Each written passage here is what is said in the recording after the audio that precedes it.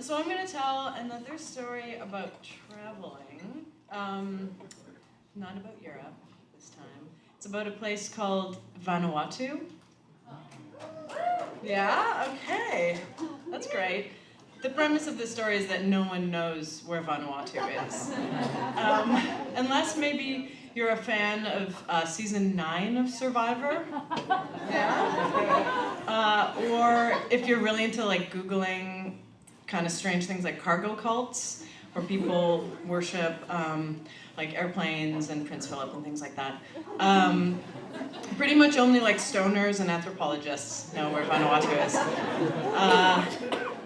That was until about 2 weeks ago when it was hit by a cyclone.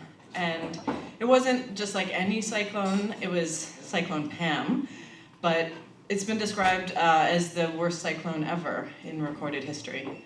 And so after that, Vanuatu was on the cover of The Guardian and the New York Times. And but I knew about Vanuatu before that, because when I was a kid, my family lived there for a year. My dad was a volunteer doctor in a hospital there, on an island called Tana. So Tana is about 45 minutes south of the main island in Vanuatu. Vanuatu is just north of New Zealand. So you land in Port Vila, and then you get into this rickety little tin can plane, and you fly out until it's just ocean all around you, and then you land on a grass runway, and that's Tana. And the first thing you see is this big active volcano kind of spewing smoke and lava, really spewing lava. And so we lived there for a year, and we lived on the top of this hill right beside the hospital where my dad worked.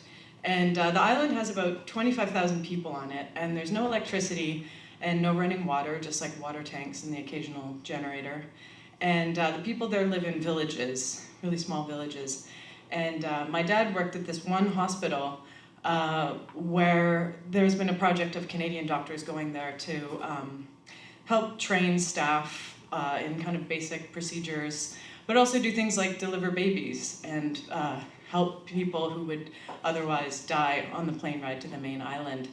And so while he was doing this kind of heroic work every day, me and my brother and my sister just wandered down the hill and like went swimming basically all day. We learned soon how to speak Bislama. Bislama, by the way, is the best language. Mi tufala iben learn long talk long Bislama from where mi fala want him go swim, long sea, more talk, with more get a friend long mi fala. We wanted to make friends, and so we learned how to speak Bislama. And so one day, my dad came home from the hospital, and he had this little goat, this tiny little goat, and he explained that that this woman had come from a nearby village, and she said that dogs had chased away the mother of this goat, and she was afraid that it was going to die, and she didn't have money to feed it. The people there are subsistence farmers, which means that they grow everything that they eat. I remember when we were walking down the road, once I was like eating an orange, and I just started spitting out the seeds as I was walking, and the people just like gasped. They did the gasp. Yeah, it is. Because for them, when they eat something that has seeds in it, they spit the seeds into their hands, and then they carry them, and then they get home to their farm or to their garden, and then they plant those seeds so they can have more food, because that's how it's supposed to work. So my dad explained that this woman, there was one small shop on the island where you could buy things like tinned milk and things like that. And so this woman asked if we would take the goat. So he told me, by the way, side story, he told me that the goat's mom had been chased away by dogs. I feel like probably it was killed by dogs, but he like softened the blow.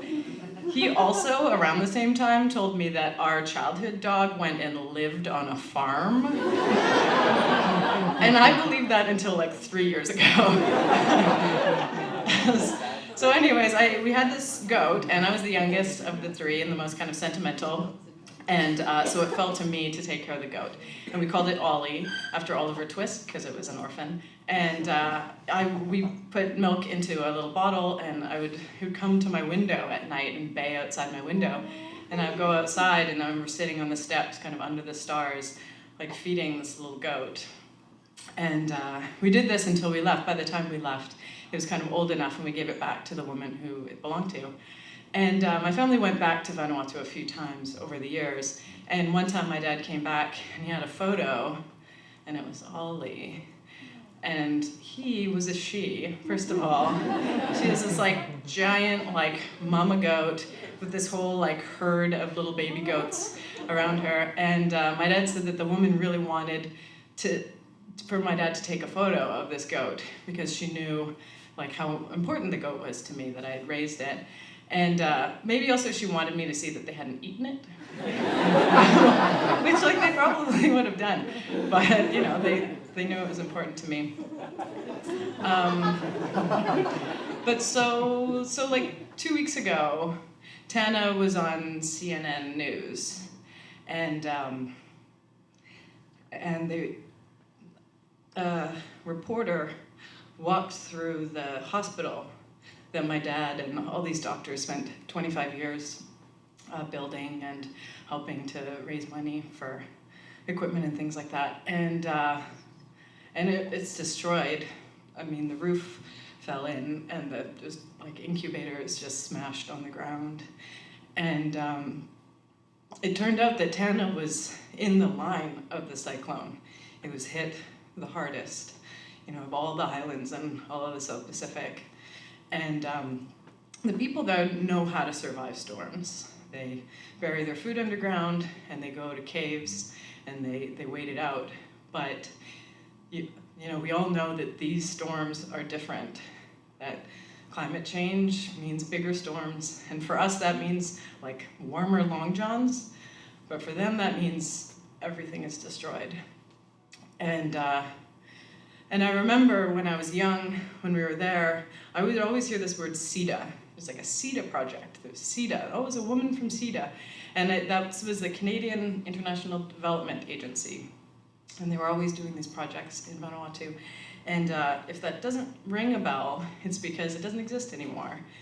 Because Stephen Harper shut it down. He folded it, it's called, into the Department for Foreign Affairs, Trade and Development. And so that means that the people who are supposed to be making us richer are also supposed to be helping people who are in need, which in our situation means it's basically like asking the wolf to guard the sheep.